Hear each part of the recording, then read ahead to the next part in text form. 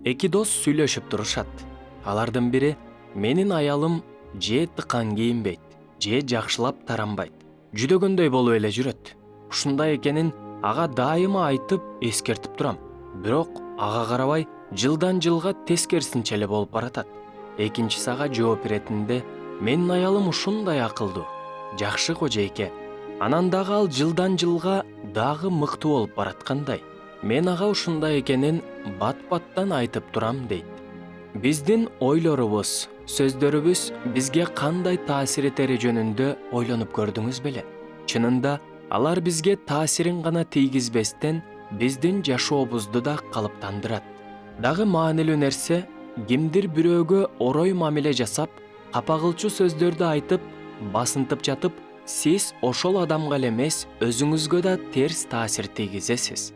Өз үйүңүздөгү сүйлөшүүлөргө көңүл буруңузчу. Ал жакта кыжыр, чыдамсыздык, каар жаңырып жаткан жокпу? Көп учурда өзүбүздөгү эгоизмди канааттандыруу үчүн кайсы бир сөздөрдү айтып жаткан жокпузбу? Өзүбүздөн чыгып, ачууланган учурлар үйүбүздөн орун алып жаткан жокпу?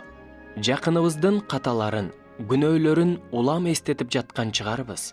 Башкаларды шыктандырган, үмүт тартуулаган сөздөр чыгабы бизден? Же биздин сөздөр кооптуу абалдарды жаратып жатабы?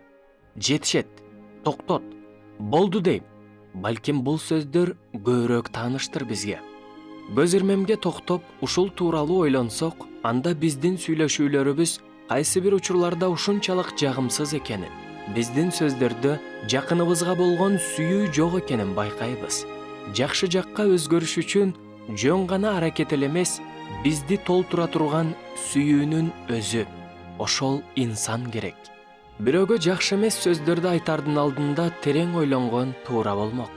А балким ашыкча сөздөрдү айтпастан карманган пайдалуу болот. Терс сөздөрдү, ойлорду жагымдуу сөзгө, жакшы ойлорго алмаштырып, айланаңызда жакшы маанай, жагымдуу атмосфера жаратасыз. Ушундай учурда сизди да терс нерсе айланып кетип калгандай туюлат. Чынында ошондой да. Мисалга, өзүңүз деле жагымсыз абал болуп турган жерде болууну каалабайсыз да, ал жерден кеткиңиз келет.